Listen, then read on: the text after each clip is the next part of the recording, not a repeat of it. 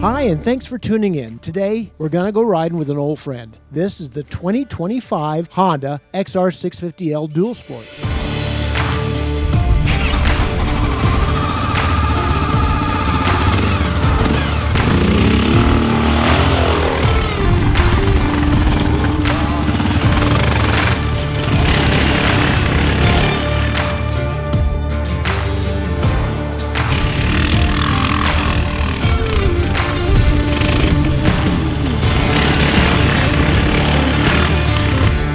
This bike has the distinction of having the longest run of any bike in the current Honda lineup. It's been a mainstay of the dual sport world for years and has gone unchanged for that entire period. No one could introduce a bike like this today. An air-cooled, carbureted dual sport bike wouldn't be accepted by the EPA, the DMV, or even by most of today's riders. But not only does it live on, it continues to be relevant and successful. When it came out in 1993, it carried an MSRP of $4,399. Today it sells for $6,999, so in real money, it's actually gone down in price. It's the same bike too. Same carburetor, same motor, same frame. It is a different color, and there were reportedly some minor changes in 1994. Interesting fact, it's still made in Japan. Most other bikes in this price range have been relocated to Southeast Asia. That's what happened to the Kawasaki KLR650, and that's how that bike carries such a low MSRP. That's also where the Honda CRF300L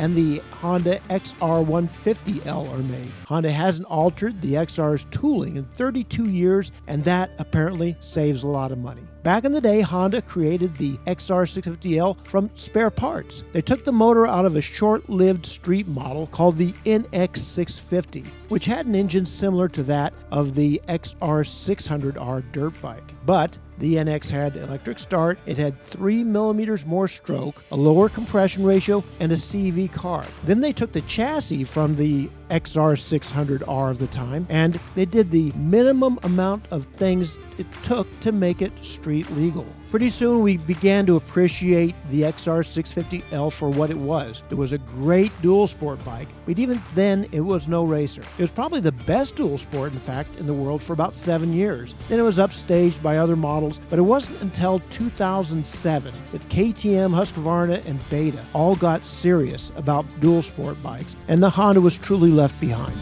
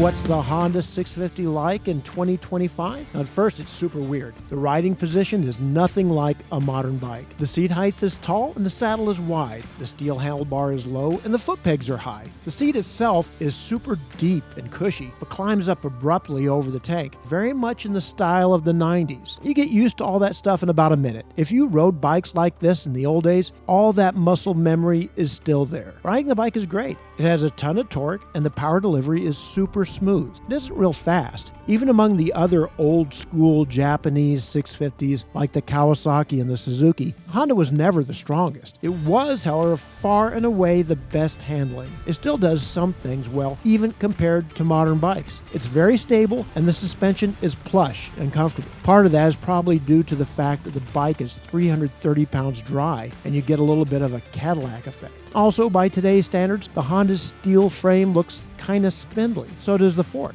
If you remember, there was a huge controversy in the 90s as motocross bikes switched to upside-down forks. Off-road riders still preferred the conventional fork design because the Flex offered more comfort. That's still true today, and the fork on the XR represents the most advanced example of a conventional fork. It isn't until you start going fairly fast that its limitations become apparent. Weight only helps suspension to a certain point, and then it becomes the enemy. This is a big, heavy motorcycle, and that affects everything. It's hard to manhandle, it takes time and distance to slow down, it's even hard to load up in the truck. And some aspects of the bike are so alien that it's hard to imagine that's the way things were in 1993. The carburetor just seems archaic. There's a little choke lever on the left side, and you have to use it until the motor warms up. That takes forever. The foot pegs are about an inch wide, and you can feel them right through your boots. It also has passenger foot pegs, which is something we actually like. The fuel tank is a little small, the steel handlebar can be bent just by hitting bumps too hard, and there's a fuel petcock with a reserve position. Remember those? Back in the 90s, we had higher expectations of the XR. It was the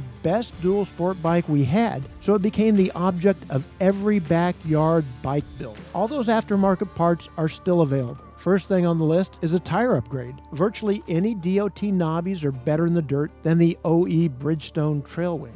A larger fuel tank is next. IMS still sells 4-gallon tanks for this bike every day. IMS also sells larger foot pegs and a smog pump eliminator kit. That's that big octopus-looking thing on the left side of the motor. If you absolutely want more power, there are a number of companies that sell exhausts and conversion kits for a flat slide Mikuni carburetor. The search for performance might have made sense in 1993, but it seems a little bit ridiculous now. You can spend thousands and you're not going to make it into a KTM 500 EXC. The Honda XR650L of 2025 is a true dual sport bike that offers excellent value for an amazing price. Why would you ruin it by trying to make it into something it's not?